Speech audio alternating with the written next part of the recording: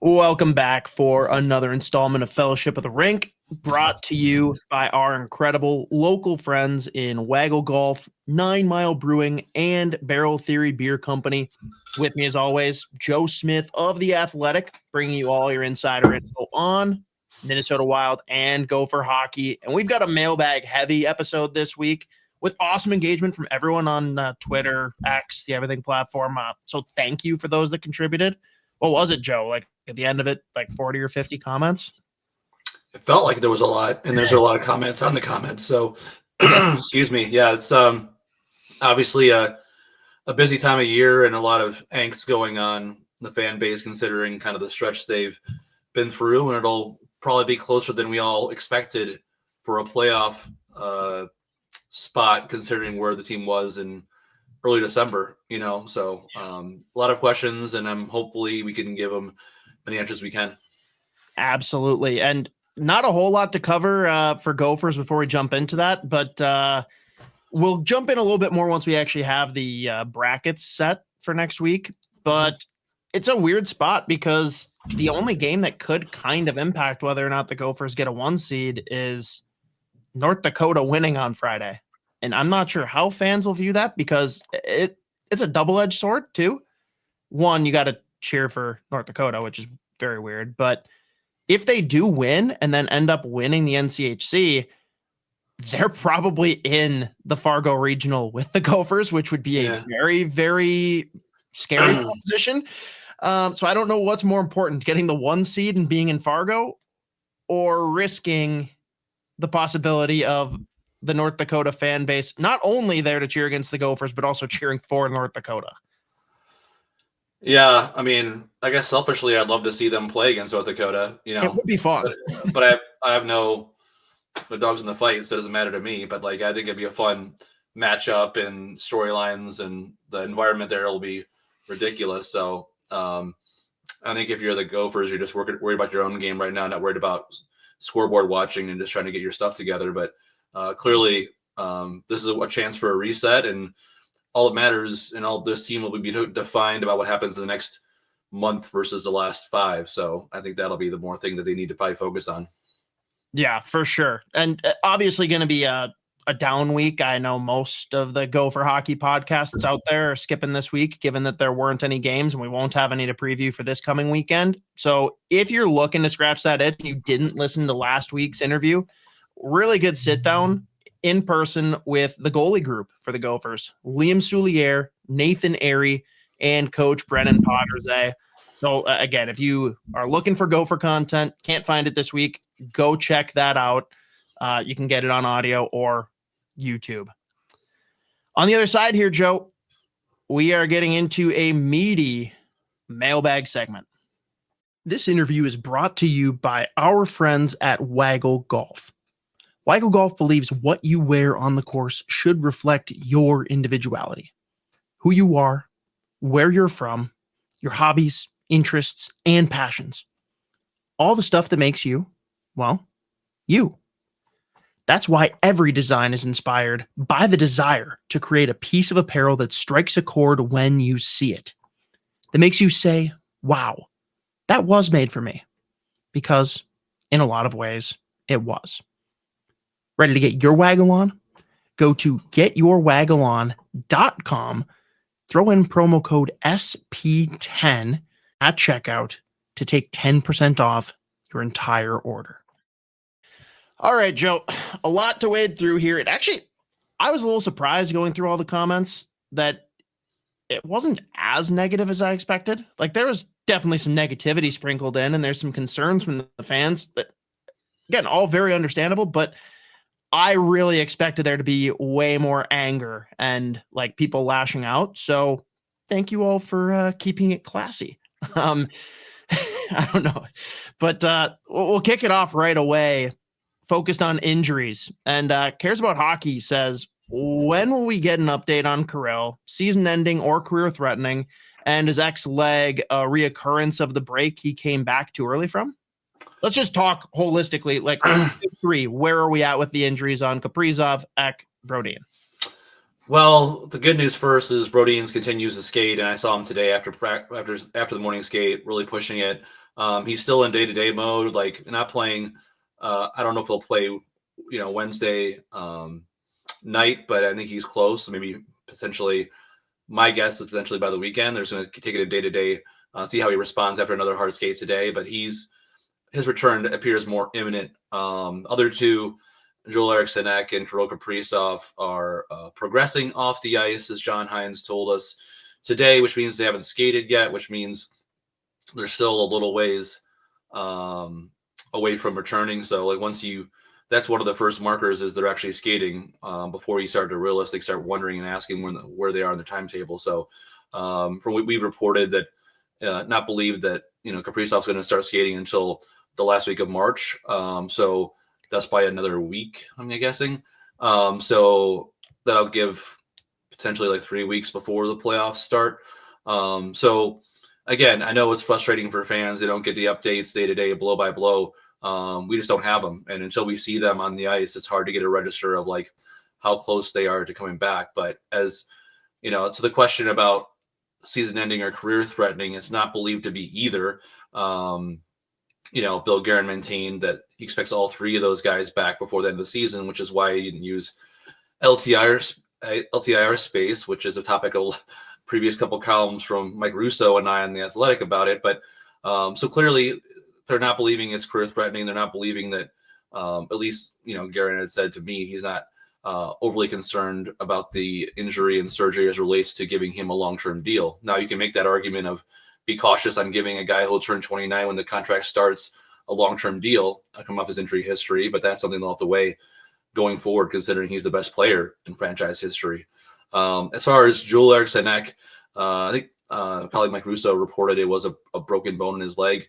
And we're trying to figure out if it was necessarily something that happened before the Four Nations that just kind of extended or not. Obviously those things, it's hard to kind of initially diagnose if it is, if it's not broken, then all of a sudden it's like a usage injury, I guess you'd say. So, but clearly they're missing him. I think it's taking a toll on Marco Rossi and Matt Boldy getting the top matchups every night, and the team not scoring, and it's probably wearing on them a lot mentally and physically because, without the Kaprizov and Neck, there are not a lot of secondary scoring going on right now. So that's topic number one as related to trying to find a way to hold on before those guys come back. Fair enough. The big topic that everyone's going to be focused on coming up here around Kirill Kaprizov, Gaz Top asks, direct correlation between KK re-signing, I'm not a spell check guy, but always put a hyphen between re and signing, and the team making playoffs? Ask due to the commentary surrounding team showing him they can contend, being key to his decision. So does it matter how the team performs the rest of this year, whether or not Kaprizov is going to stay? Well, I think, Kirill's going to take every bit of information in before making that decision. And I think he will probably understand more than anyone, the injuries that have hurt this team this year, him being out, for example, for half a season pretty much, and Eck being out. And so I think that'll probably play a role in kind of maybe mitigating some of maybe the negativity that surrounds maybe them missing the playoffs or not losing the first round. But I think if you're Kirill Kaprizov, you want to be able to see a plan in place, progress, and a chance to win if you want to spend the rest of your prime career in Minnesota. And I think Bill Guerin has said before he's articulating his plan to Kirill, and this summer will be a big telling point regarding that, to see what roster they can put around him. My only thought is, are you going to know a pretty good idea of Kirill going into free agency? If you're a top free agent, aren't you want to know if Kirill Kaprizov's coming back or not? If you're like a Mitch Marner or whoever else, and you're like, hey, we want to offer you this big deal. We want you to come here and play. I'm sure that question they're going to ask is who's going to be there with me? Is Kirill going to be that guy, or is, all of a sudden after one more year, you're not going to have him or whatever. So that's kind of the tricky thing for me is he has more time to decide. And I'm sure with his rehab and the injury and the surgeries to put off everything else, he's not probably in the forefront of his mind right now where he wants to go or when he wants to resign. But decision time will be coming up relatively soon as far as the idea of talks going to be able to start on July 1st. So he's a big domino as part of their major master plan. So that'd be the one thing for me heading into the summertime is you can make as much splash as you want to, but none of the plans or iteration of plans that they've had for the last 3 or 4 years did not involve Kirill Kaprizov. So I don't think, as I said, the injuries and especially to him probably give him perspective on, this is not just, the team struggling because they've had some issues offensively, but also they're missing some really key players. I think he recognizes that too. And whether it's what you and Russo have heard or just your personal gut feel, what's the soft deadline for getting a contract in place for Kaprizov before you have to move him?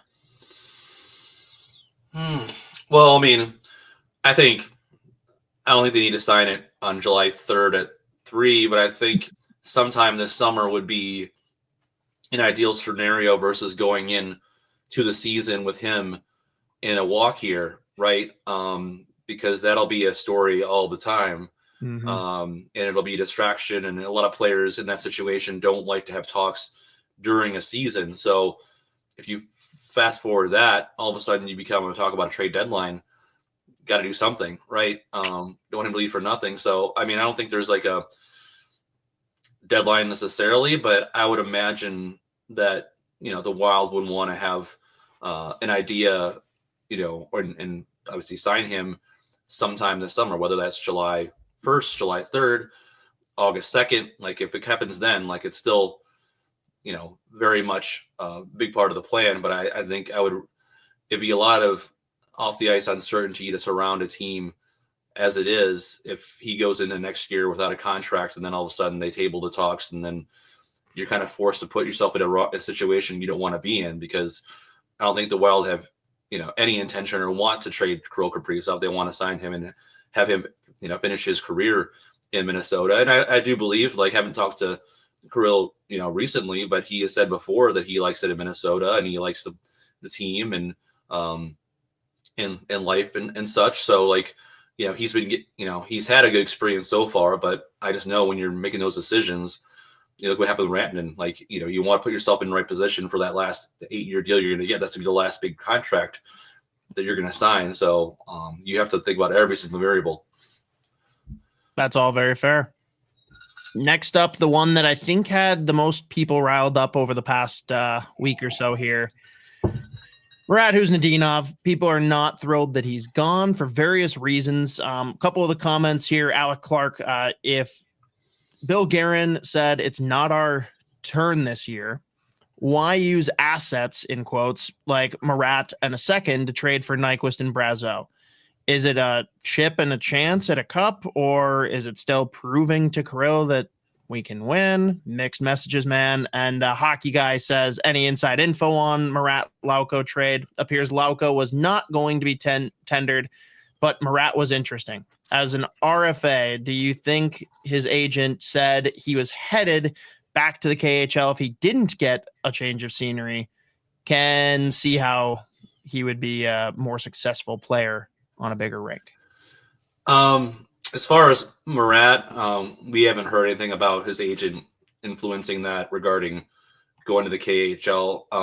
I actually thought when he was sent to Iowa, which was said to be for cap reasons, it could have been a good thing for him to get more touches, to play top 6 minutes. And obviously he has some offensive elements to his game, which he's shown the first few games of the Boston Bruins. But I don't think that was related to him, wanting out. I think it was more so the cap situation, and the Wild felt like they had a pretty long look at him during the season. He played every game pretty much. They kind of saw, they didn't say that this was his ceiling, but they kind of had a good idea of where he was at and just felt they needed something quote unquote different. Enter the Brazeau equation. As far as Lauko, I like Lauko as a player. I wish he was healthier this year because I think he has a lot of speed and he has a lot of elements to his game that the Wild need. But I don't think they really were able to feel confident that he was going to be healthy the rest of the way. And you want to be able to be available this time of year considering all the injuries they've already had. And so I think they found that as a place they can get a different element to their team that they could swap out a guy like that who they weren't going to probably tender anyways. So again, I agree with the message from Alec regarding like, if it's not quote unquote your year, why give up the quote assets? Because he's basically saying that why did do anything big at the deadlines? He didn't want to give assets when not our time, right? But Nyquist for a second round pick, that's obviously a pretty decent size price, and it probably set the market, early in the deadline for other deals that went on. If he got a second round pick, then what is Brock Besser supposed to warrant, or what's Brock Nelson going to warrant? So, the idea at the time was for, Nyquist to help a team that was really struggling in the penalty kill, scoring offensively. And he's a guy that they'd known before, a guy that they knew was available versus guys that they had their eyes on, whether it was Brock Nelson or Jake Evans, who ended up signing back with Montreal. Like they have their targets in mind. It's just that some of them either A, signed somewhere else, or they didn't know about Brock Nelson until later the next week. And so if you're going to try to upgrade or help your team, find a guy that's going to be available that you actually like. And now you can make an argument whether it should have been him or the price tag was too high. And I can listen to that argument all day, especially considering what impact it'll have this summertime when you don't have second round pick, when in regards to like try to do an offer sheet on somebody. All of a sudden you don't have that compensation or anything like that, second rounder being traded. So I get their point on that one. And obviously Nyquist has struggled offensively since he's been here. And their hope is that down the stretch, he provides that, the presence offensively and on the penalty kill and gives them an edge. But he was kind of one of those kind of half measures to improve them, give them a boost while they were struggling without also getting somebody on a longer term deal and just trying to find a way to patch some holes there. Yeah, and I know you and Russo have written about this too, but I feel like it's important to acknowledge, like, I understand why fans are like confused that the messaging is this isn't our year, but we're still going to give up assets. But you also got to factor in, like, this team has battled, like, they're down a couple of big names, and there's a level to which you got to go out and try and get some help and get these guys through to the playoffs. It's not just about making the playoffs. It's about supporting the players and actually getting them through to that point too.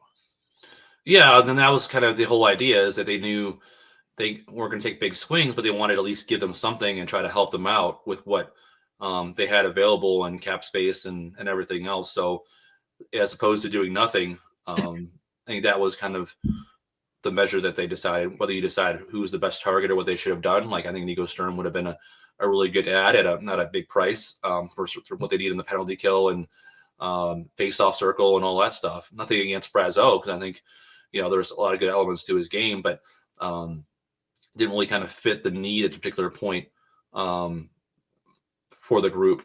Though he's played well as of late. His line played better the last couple of games, him and Trennan and Shore, but that's kind of where it kind of was the back and forth with Bill Guerin and Mike Russo is like, you don't need to put LTIR money towards a big swing. It could be finding somebody else from the 2-3 million range and get a guy that could help you, versus you don't need to give up a ton of assets or a year off or a first round pick for someone huge. It's more so of having the flexibility of getting somebody else on the other tier that could help you with the needs you have on your team.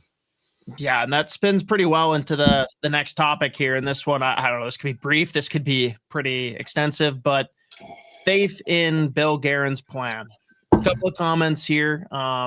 We got Erwin R. Fletcher 21. Why is Bill Guerin wasting money on third and fourth liners? What is he really thinking with Trenyan, Hartman, and Foligno when that collective money could bring much needed real secondary scoring? The only George says, Joe, exactly what year are we in of Billy's plan? And OC Wild Boys 59 says, are you running out of faith with Bill Guerin? I am. LOL. All right. A lot of questions and a question here. So I think some of them are separate. Like, I don't think necessarily, I think Foligno's been one of the best defensive forwards in the league this season. I think he's been really good. And so I think when you look at those contracts that they signed before, I think it was last season, Zuccarello, Hartman, and Foligno, the question was the timing versus the players. I know Foligno gives them something that they, otherwise wouldn't have, the size and his ability to change a game with a hit or just be an offensive. He can chip in with goals offensively. Kind of his voice as a kind of de facto captain or just alternate captain with Jared Spurgeon. So I don't think, looking back, his is really bad in that respect. I think the Trengen one will be kind of dissected and looked back on, depending on how this turns out coming years, because, obviously he's shown flashes in previous years, which is why he was a deadline ad, I think it was for Colorado last year. But just been a really rough year for him and for that cap hit. And I guess the whole idea is if your plan is not to be contender this year and maybe until the following year, that's a little more term and AAV to give out for a guy for that particular role who plays 8 minutes a night on your team. So I'm having mixed answer to this question about the third and fourth liners here, because you need to have third and fourth liners on your team. You need to have really good players to play a matchup role. So you can't just spend money on a couple top 6 guys and have nobody to do the dirty work and stuff. But I do think that training contract might be something that they look back on and, regret going forward based upon the needs of the team and the money put out. But his best assets are used in the stretch in the playoffs. And so if he all of a sudden becomes one of those guys in the playoffs and helps lift them to a first round victory, and maybe all of a sudden all is well that ends well. But I think there is some probably concern right now about that particular one. And as far as what year they are in Billy's plan, we had that big story in the September, October, me and Russo, where we talked to Craig Leopold at length, a conversation about that. I think it's year 2 of a 5-year plan. He put it. I think they didn't really have a big plan when they bought out Parise and Suter. I think they didn't realize how much it would take to get back into a contender status. And so I think Leopold told us before the season that this was technically year 2 of a 5-year plan that him and Billy went over. And fifth year 5, they're hoping ends in a Stanley Cup. So I know that doesn't seem like a very positive thing for Wild fans, because you've probably been waiting for a long time, but that's the prism with which the owner views the situation. So, which is why I don't think he's necessarily on the hot seat this summer, if that's in particular the prism with which the owner and the GM, who are in lockstep on things, visualize this. Now, I think the pressure will be on Bill Guerin this summer to make some moves to put them in contender status. And now there's no more excuses about the dead cap hits and all that stuff, and no hand behind their back lines being said anymore. So I think this summer will be a little telling one, both the Kaprizov negotiations and what they can do in free agency or trades before you start to completely, write this plan off. But there's clearly has been some question marks, and there'll be question marks until they win a playoff round and go forward. That's for sure. Yeah. And kind of takes us into the next piece here, and it's dual phase, but we can talk about it more as a collective topic. James Polkowski asks, will Rossi be on the roster next year? I think that is one of the biggest questions here. And I think it goes in tandem with what is the direction this summer? You guys have talked plenty about how hey, Billy's got to come in and do something big. He's got to have a bigger plan and vision for how he's going to turn this roster over going into next year, and maybe not be a top contender, but at least start being in the discussion of contention. So first piece of that, do you see Marco Rossi being part of the future, or is he part of recouping something that changes the identity of the team? I mean, if you ask me the question now, which you are, I would be on the 70-30 position of him not being here next year. Obviously a lot can change with a phone call, and I think a lot of it depends on what his camp's ask is on a bridge or long-term deal. I think they like Marco Rossi. I think they like Marco Rossi at a certain number, sure, but I don't think they're going to go a certain level with it. So if they do indeed, go in the big game hunting in the summer, and let's say they try to sign a Nelson or a Besser or make a swing for Mitch Marner, which I don't think would be a bad idea in my estimate, and why not go for it with a guy like that? So I like Marco. I think he's a great kid. I think he does everything that the Wild have asked him to do the last 3-4 years, and all they've wanted was a number 1 center that they developed, and they've developed the top. I don't know if he's a number 1 center. He's number 1 center right now, but he's a top 6 center in this league. So that would be where I lean right now, is where he's going to be next year.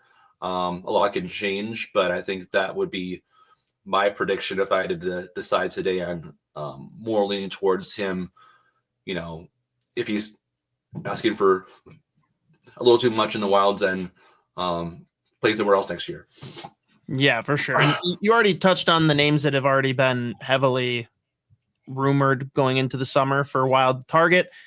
I had to throw this one on from Dan Hogan just to see, like, hey, do we have other names that maybe like you and Russo think would be good fits that have not been necessarily spoken of publicly?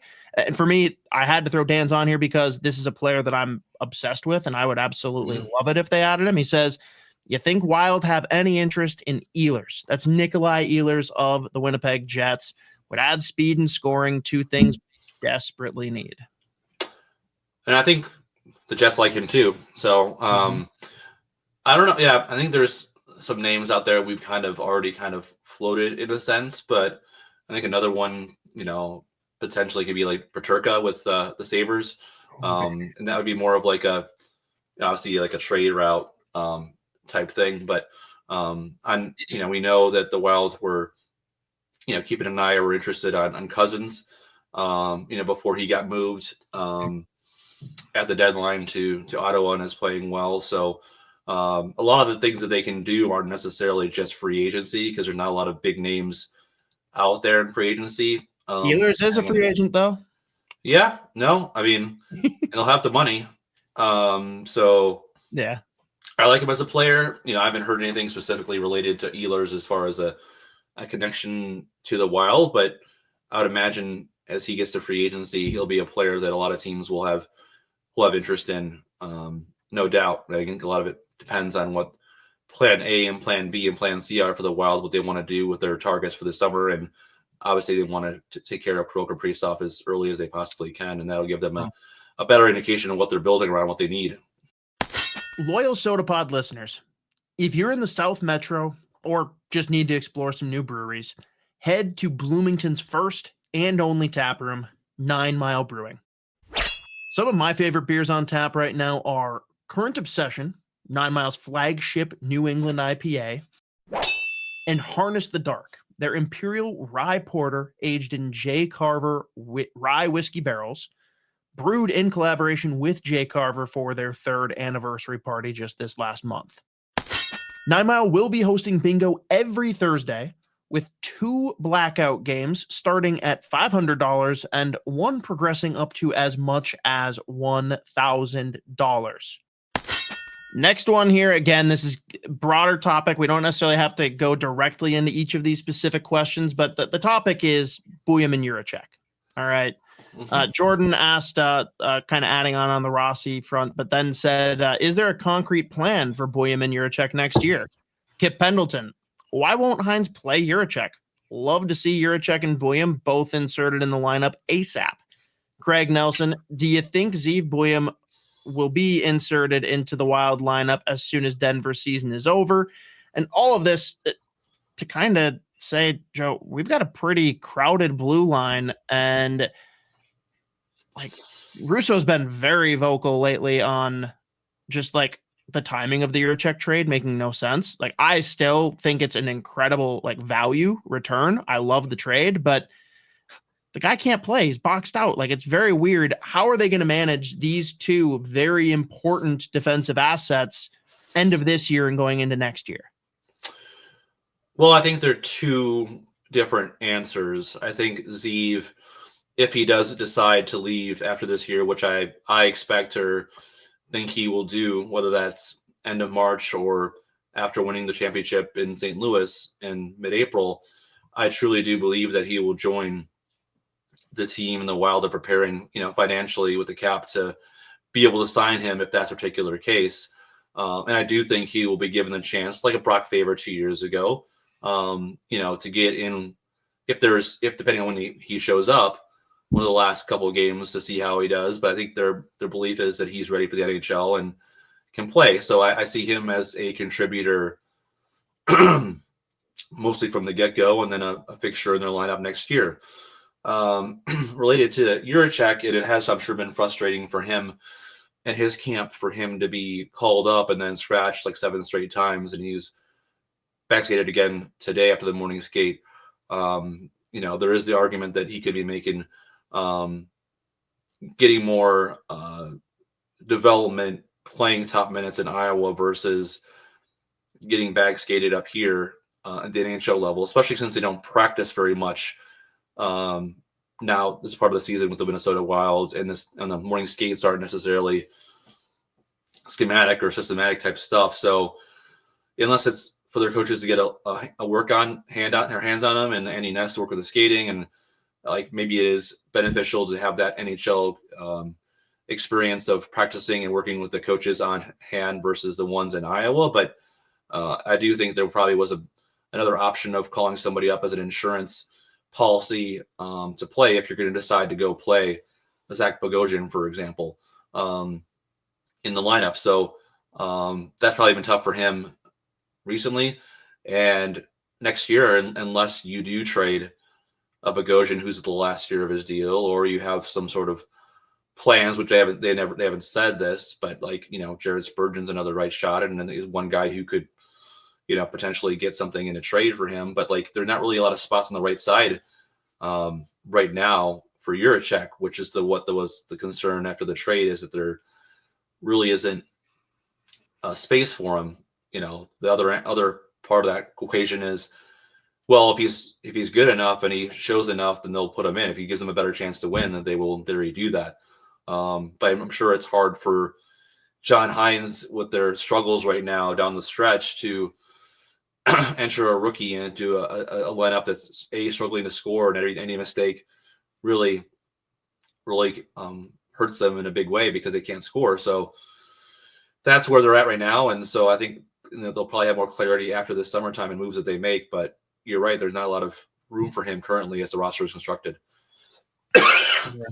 And stemming from that, let's talk a little bit more extensively, Joe, about the Iowa Wild. Dino leads with this very timely question, Joe. When will you do your special on Iowa? Specific question to that. How can ownership be happy with what Bill Guerin is doing down here?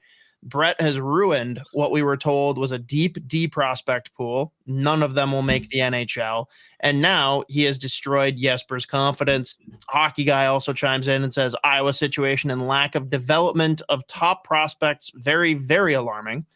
Wallstedt and Lambos number one picks not progressing. Do you think, Joe,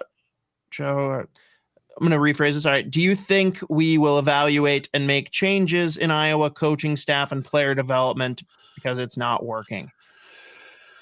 All right.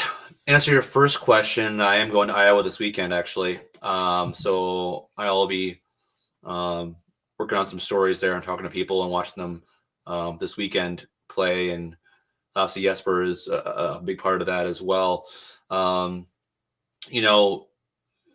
I came from Tampa Bay, when I covered the Lightning, and they put a lot of emphasis on development in Syracuse, their farm club, and the resources they put in there. They had a really good coach in Ben Gru too. They didn't have a lot of high picks, and so they had to develop guys who were third rounders, late second rounders kind of thing. And for me, I think it's unfair to say that Brett McLean's ruined anybody at this point. I think there's like a perfect storm of factors that have led to Jesper having a rough season in that respect. But I do think needs to be more attention paid to Iowa from a Wild perspective.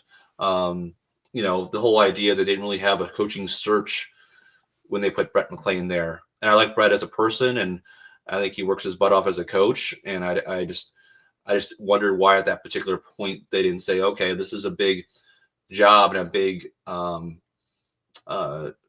opportunity for them to cast a wide net and see who they can bring in as a presence at the AHL level and help, improve their prospects and develop. So not being in Iowa every day, it's hard to see the day-to-day stuff and know what's, sometimes prospects maybe aren't ready to go. Sometimes it's on the players versus the coaches. But I do think that, there wasn't maybe as much attention put towards them as far as, making a search, or maybe, when they had the coaching changes on the assistants, right? Pat Dwyer came up and all that stuff like that. There wasn't a huge focus on that replacement as well. So I'll go down there and talk to them and see what's going on overall with that before make a rash decision on this guy should be out or this guy that. I know his heart's in the right place, Brett McLean. I know he works his butt off, and I know he cares. And I've been around them. I was embedded with them last year to see what they do day to day, prep and meetings and things. And the players are more upbeat, I think, than the media or than the fans are related to that. But a lot of the Wild prospects, top prospects, you'll be reminded, aren't in Iowa, right? A lot of them are other places. Riley Heights in WHL, Zeev is playing in Denver, Urov is playing the KHL. So when the prospect pool came out, it wasn't necessarily their top guys that are there. They're all kind of around, other than maybe Hunter Haight, which is having a really good season with Iowa, and Jesper Wallstedt, of course, there too. So I think a lot of the focus, appropriately so, is because of the defense prospects that they had been talking about the last number of years haven't necessarily played to fruition. But I do think it's an important place for people the Wild to focus on, and that's why I'm curious how it goes this weekend when I see them and talk to people and see where it goes, because their future number one goaltenders there and some forwards that could play with them eventually, and that is an important role to have as a head coach. And so I'm sure they'll be watching it like anything else to see how this develops. All right. Next one up here is Gopher focused. We have Darren Bakken asking, what players return for Gophers next season? And James Polkowski, any chance Snuggerud comes back for his senior year at the U and becomes a free agent? I don't think Snuggerud's coming back. No, there's no way. I don't think he's coming back. So I think last year was a good decision to come back, and I think it's helped him in a sense. But I think he'll end up staying in St. Louis if he goes to the Frozen Four. I think he'll end up staying there, and no one will blame him for that. As far as who's coming back, a lot depends on the Chicago Blackhawks, right? Yeah. Do they wish for Oliver Moore to come in? Like, is he ready? And do they want him to play a certain role? And obviously, Renzel is a stud. Where do they see him and everything like that? You have some guys that are moving on that are seniors, but yeah, I don't know. Maybe you have a better feel in this one, Scott, of like who's coming back or not. But clearly, the prospects that are there that are NHL ready or close will have a good decision to make. Yeah, there's a lot of guys that are going to be like very on the fence for this. And it could come down to how they play in the NCAA tournament. Like the only one that is firm outside of the senior group, and that's, of course, Kester, Nevers being the overagers, or I don't know, grad students, not overagers, but and Huglin, who very sadly had his season ended. Those guys in Snuggerud are the only ones that I see as locks to be done.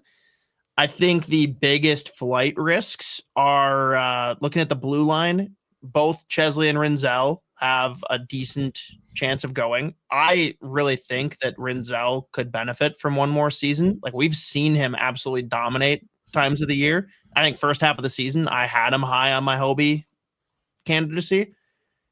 There's been lapses and there's been wrinkles that have shown the back half of the year. I still think that looking at the history of the Blackhawks, I wouldn't be shocked at all if they bring him in and want to start developing him on their own. On the flip side, though, I think Oliver Moore, he's looked really good down the stretch here. I still think this is a guy that could benefit from one more year in college. I don't know if there's really opportunity or if it's the right time to bring him in with that forward group anyways. So those two, him and Renzel, will be very, interesting to watch, like you said, from the Blackhawks front. Chesley, I think, is ready to be a pro in his mind. I think this is it for him, regardless of how anyone else views it. But the rest of the forward group could legitimately come back. Like, coming into the season, I would have told you that like all of Kurth, Lamb, and Wood could be on their way out. I definitely see a world where all three come back, and I very much hope that they do. Outside of that, I don't see anyone else really being high on the departure list. I think the rest of the team should hopefully be intact, but we will see. Well, and they always reload, but at some point you lose so many NHL caliber players, it's hard to reload with those kind of caliber players. So that's why it's such an important tournament, I think, for them. Very big tournament. And next week, we'll be talking a lot more about that. Final question brought to you, as always, by our good friends at Waggle Golf. First, make sure you head over to getyourwaggleon.com. Throw in promo code SP10 to take 10% off your entire order. It's a fun one, Joe. Joshua Velchev asks, favorite cigars, favorite beer, favorite bourbons. I'll lead by saying I am an absolute novice when it comes to cigars. If someone tells me that one is good, I will give it a try. I'm way more about environment and fit for like timing of having a cigar. It's hard to have a bad cigar if you're by the lake, if you're sitting at a bonfire, whatever. But I'm a very equal opportunity cigar guy. I don't know if you have opinions on that or if you want to touch more on the beer and bourbon. Yeah. Again, I think I mentioned on this podcast before, I'm a big IPA guy. So which I coincidentally gave up for Lent, be the guy that I am, and tried to, sacrifice something on that respect. So yeah, like as far as like local IPAs, the stuff at Barrel Theory is really good. We got to taste many of those over the course of time when they have this show. I also like Modest Dreamyard is one of my favorite ones as well. Okay. As far as from like local ones back home, like Bell's Two Hearted is a go-to for me in that respect. So we had Highlight back in Tampa is their signature IPA. As far as cigars, I'm not the connoisseur that Michael Russo is. So whatever he points to, I'm like, I'll give this a shot. And I'm not one that's going to break the bank on a cigar with that respect. And as far as bourbons, man, yeah, tough. Well, I know, Scott, you gave us a housewarming gift, which was very good. The Angel's Envy and stuff like that. The Elijah Craig toasted barrel. Craig, yeah, toasted barrel, yeah. Elijah Craig toasted barrel, and then, I've gotten like Bullet's been like that old standby, Four Roses. I like those. Like they aren't that expensive, but they're pretty good. They're obviously good. And then Old Forester, they have some limited edition ones that I've had before that really like them as well. So I guess it kind of depends on the mood of if we're just going to kind of like have one for the night kind of sip special, or if it's something else, or if it's but yeah, bourbon IPAs are my jam. I think it's your jam too as well for that. And then cigar bars, there's a few good cigar bars in the Twin Cities that I've been to a few times, or on the road as well. Yeah, we definitely need Russo as a spiritual guide on the cigar front, but very similar to you. Like I love my bourbon, love my IPAs. I definitely like dark beers too. Like if you give me really good, whether it's barrel aged or good, like flavor adjunct stouts and porters, I'm all about it.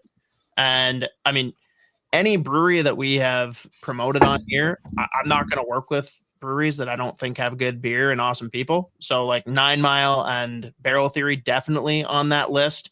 Other ones you've seen us work with via the Soda Pod too. You got breweries like Back Channel, Lupulin, Loose Line, Bricksworth, Blackstack, Bent Paddle, like all of those incredible. And there's a lot others that I certainly Wandering Leaf was by me in Highland. I love Wandering Leaf. I still got to give that one a try. That's definitely on the list to check out. So yeah, beer. I mean, if anyone has specific things you're looking for, like always feel free to DM me on social. I have strong opinions and I will do my best to help you with those. And bourbon, man, it can run the gamut depending on, like you said, situation, how much you want to spend. Like if you want a cheap, good bourbon, you can find it. You probably won't find it at like a Total Wine, but if you go somewhere like around me, there's places like South Lindale Liquors and France 44.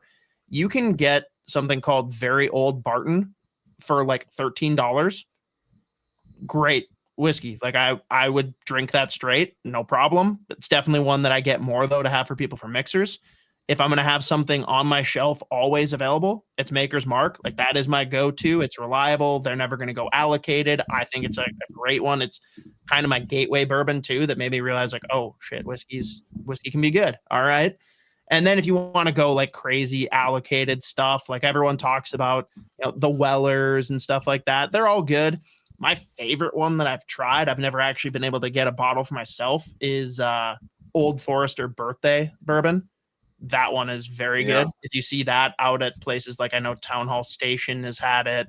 But yeah, if you have beer and bourbon questions, come directly to either of us. If you have cigar questions, I will not be able to help you in any way. But thank you for that one, Joshua. And again, thank you, Waggle, for bringing us the final question. Final segment, as we have every week here on Fellowship of the Rink.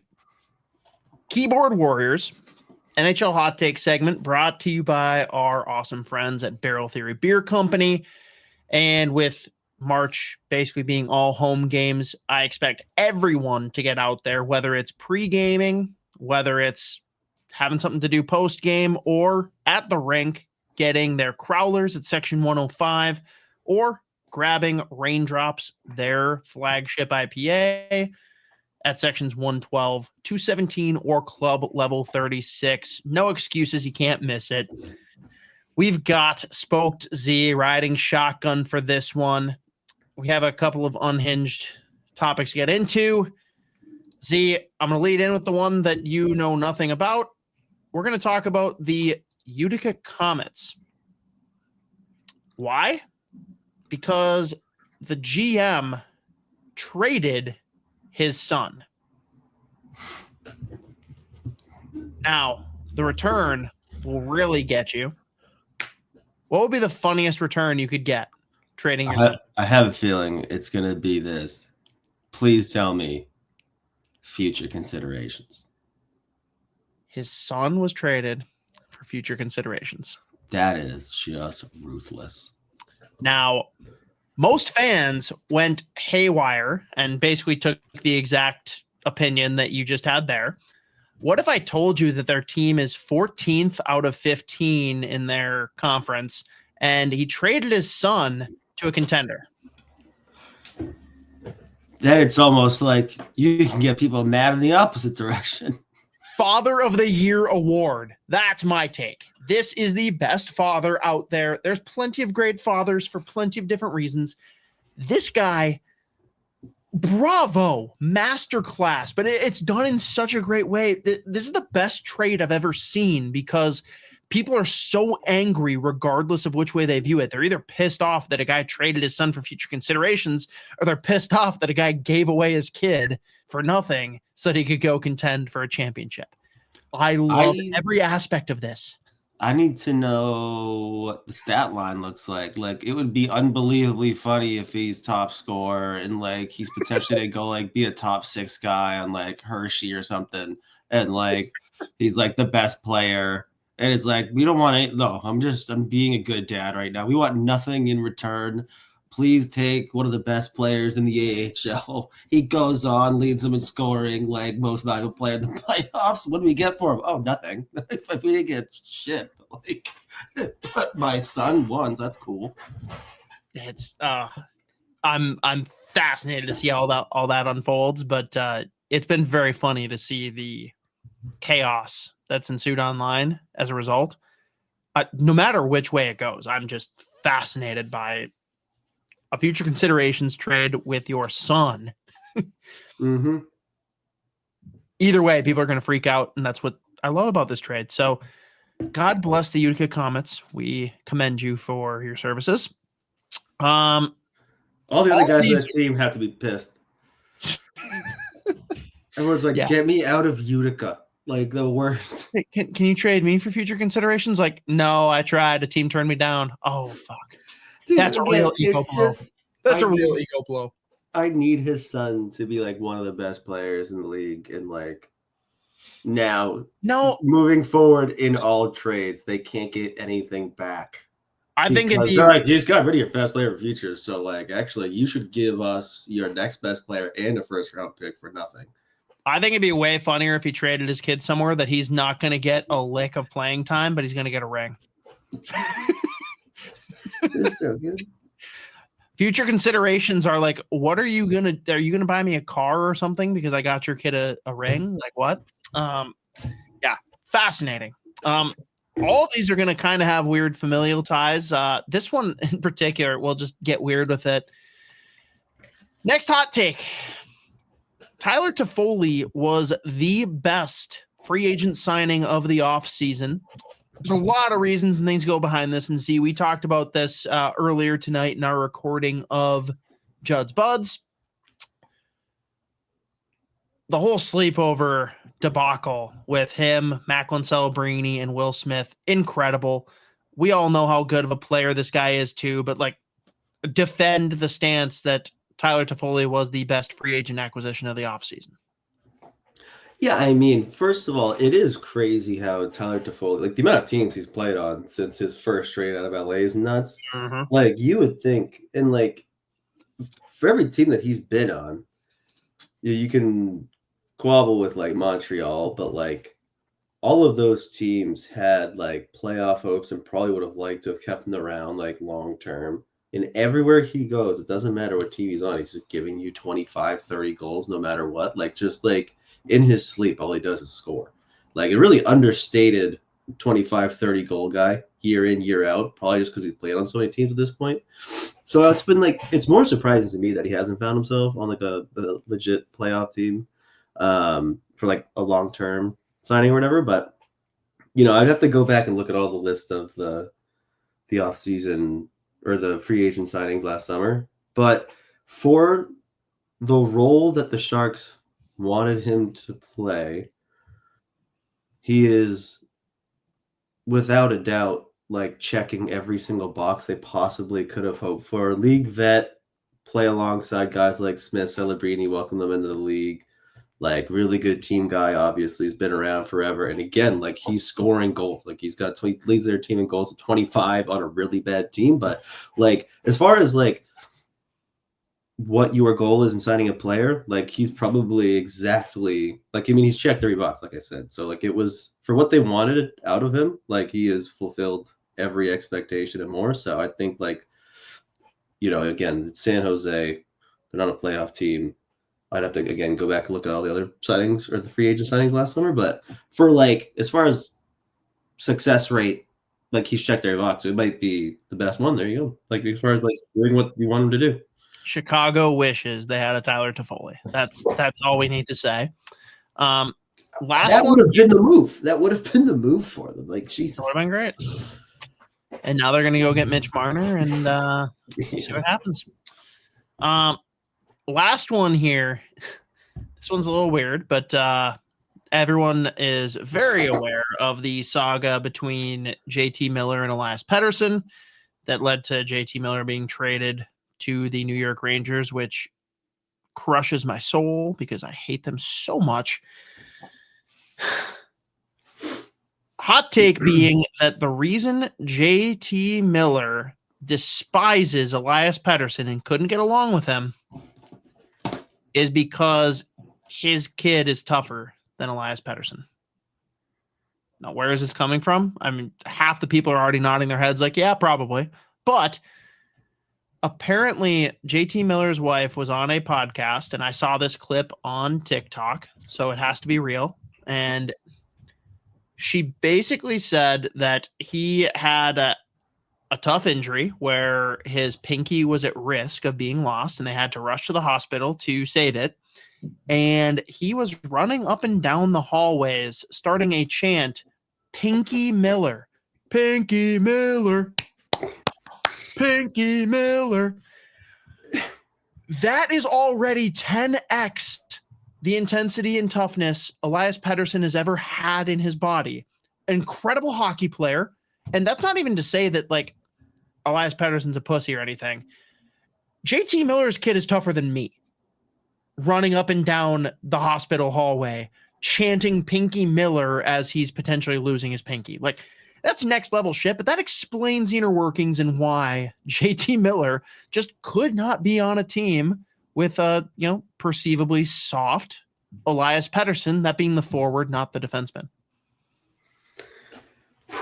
I can't get enough of this kid. The fact, like Pinky Miller is outrageously funny. They're like, yeah, it might be God. He's like, really?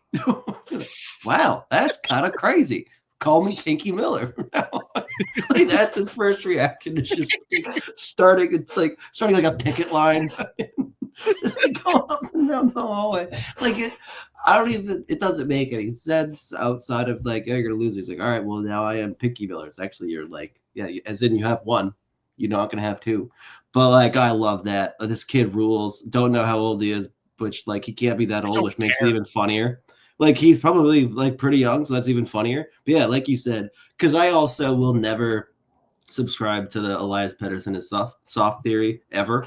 Like I don't think he is at all. Again, this is the first. I'll defend this kid to the day I die. This is his first year that he hasn't played well. Like whatever. And like in his rookie year, he got like that body slam from Mike Matheson where he was like out cold but still like trying to skate and was disgusted when the reporters, of course, at Vancouver were like asking him questions like, oh, do you regret like coming to the NHL so early? And he was like, what? No, I'm going to get hit again too. Like, what are you talking about? Like he was just like, at one point, like the reporter was like trying to laugh and he just like turned his body. He's like, that was like, he's just disgusted by the question. Also, 4-game point streak now. He's scored in 3 of the last 4. He's got like 7 points. So he's on a little bit of a heater now. Guess what started that heater? Oh, wait, getting an absolute ripper on the Minnesota Wild. God damn it. But we continue to be sad. On that note, anyone looking for more Wild content, check out this week's episode of Judd's Buds. We talk about the sad, depressing state of the Minnesota Wild current state and actually dive deep into Swedish prospects for the upcoming NHL draft. Spoke Z here being the resident expert on Swedish players for smart scouting. Check it out. And again, go support our awesome friends at Barrel Theory on East 7th and St. Paul. Anything at all besides obviously the Iowa Wild content coming up next week after your trip? Anything you want to highlight for content that you and or Russo will be dropping for the Minnesota Wild on The Athletic? Well, I know Russo's at the GM meetings in Florida now, so he could have some insight from that on rule changes and such. I know Bill Guerin's obviously there for that as well. I've been working on a few NHLPA related stories.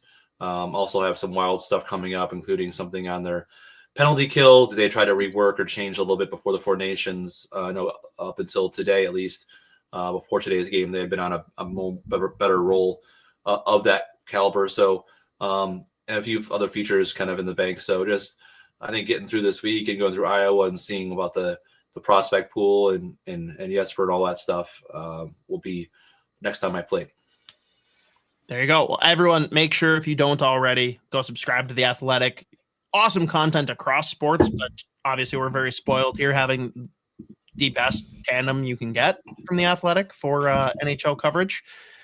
But otherwise, appreciate all of you, again, continuing to engage, give us questions and topics you want covered, and continuing to listen, whether that's on your favorite podcast platform or on the YouTube channel, The Soda Pod. But appreciate all of you. Tune in next week. New edition of Fellowship of the Rink coming at you. Till then, you stay classy, stay to hockey.